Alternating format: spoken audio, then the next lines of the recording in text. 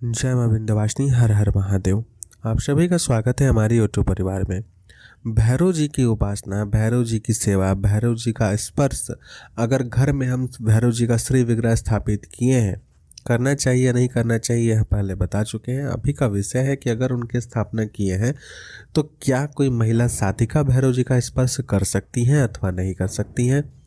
क्या किसी अविवाहित कन्या को या विवाहित स्त्री को या नवविवाहिता को या किसी भी साधिका को, स्त्री जो है उनको भैरव जी का स्पर्श, उनका पूजा, उनका भोग लगाना चाहिए अथवा नहीं लगाना चाहिए। इस विषय को लेकर के बहुत बार मतभेद उपस्थित हो जाता है, तो इस विषय को आज हम समझेंगे।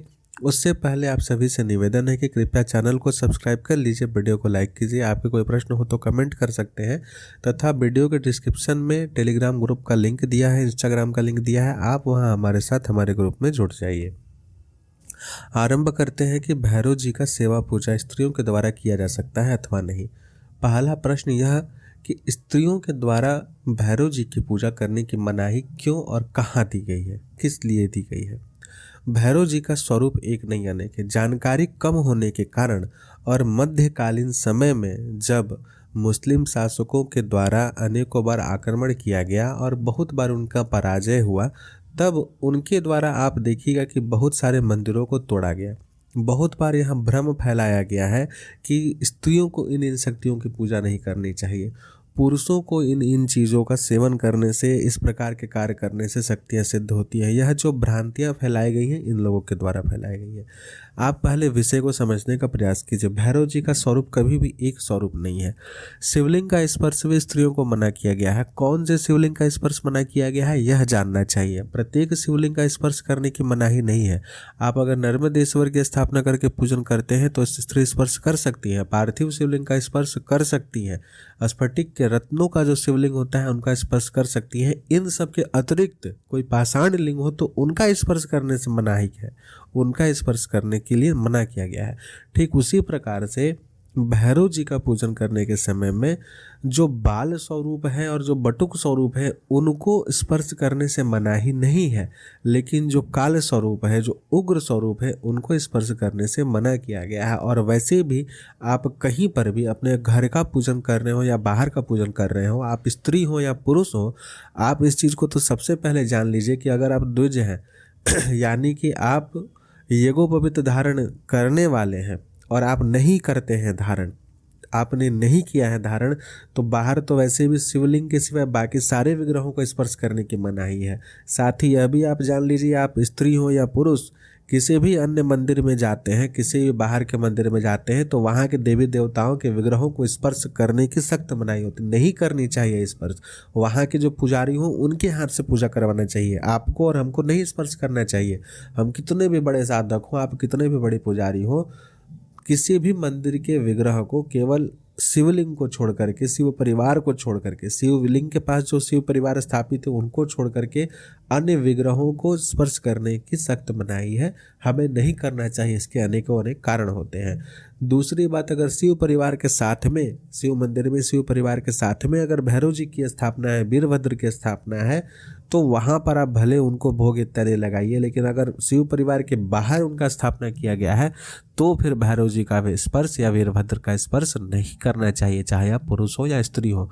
घर पे भी ठीक उसी प्रकार से अगर आप भैरव जी का पूजन कर रहे हैं, घर में स्थापना भगवती के साथ किए हुए हैं, तो चूंकि घर में कभी भी बटुक भैरव और बाल भैरव की स्थापना होती है और वह भगवती के बाल स्वरूप है, भगवती के पुत्र के स्वरूप में उनकी स्थापना है, तो आप जब भगवती को भोग लगाएंगे तो आपका भगवती के साथ संबंध माँ का है और भैरव जी जो है, बटुक भैरव जो है, वो पुत्र का है।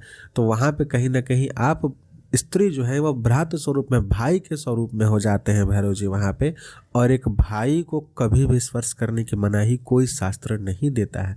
ऐसा कभी हो नहीं सकता कि कोई अपने भाई का स्पर्श ना कर पाए, उनको भोग ना दे पाए, उनको खाना ना दे पाए या उनको चरण छू करके आशीर्वाद ना ले पाए।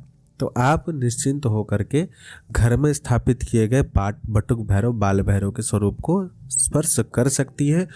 उनको जो आप नित्य नियम में तिलक लगाना चाहती हैं वो तिलक भी लगा सकती हैं, दीप भी प्रज्वलित कर सकती हैं, भोग भी लगा सकती हैं। किसी भी प्रकार का कोई दोष वहाँ पे नहीं लगता है। वरण अगर आपके शरीर में किसी भी प्रकार की संकट है, तंत्र प्रभाव, वैचारिक प्रयोग इत्यादि बाधा है, तो वह बटुक भैरव की कृपा से तत्क्षण नष्ट हो जाया करता है। तो निश्चिंत होकर के आप घर में पूजन कर सकते हैं। लेकिन इस चीज़ का विशेष ध्यान रखें कि जो स्वरूप घर में आप स्थापित किए हैं वह बटुक भैरव या बाल भैरव ही हो, वह काल भैरव ना हो, या अन्य जो भी भैरव होते हैं, चंड भैरव, रुरु भैरव, प्रचंड भैरव, यह सभी भैरव के स्वरूप ना हो। इस चीज़ का आपको ध्यान रखना चाहिए। भगवती का स्वरूप भी सौम्य हो, साथ में भैरव जी का स्वरूप भी सौम्य हो, बाल और बटुक हो, तभी आप उनकी सेवा पूजा करें।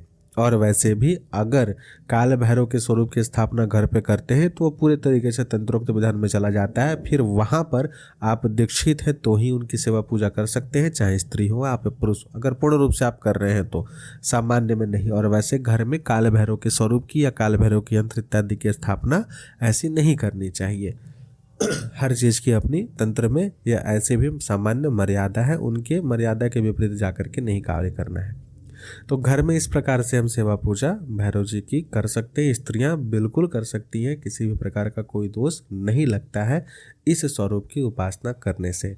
और बाहर में स्त्री पुरुष दोनों को जो है कभी भी श्री विग्रह का स्पर्श नहीं करना चाहिए। वहाँ के पुजारी के द्वारा ही अपना पूजन भेंट प्रसाद जो भी चढ़ाना है, फूल माला इत्यादि, वह चढ़वाना चाहिए। आशा करता हूँ आज का वीडियो आप सभी के लिए लाभप्रद रहा होगा। जय मां विंध्यवासिनी, हर हर महादेव।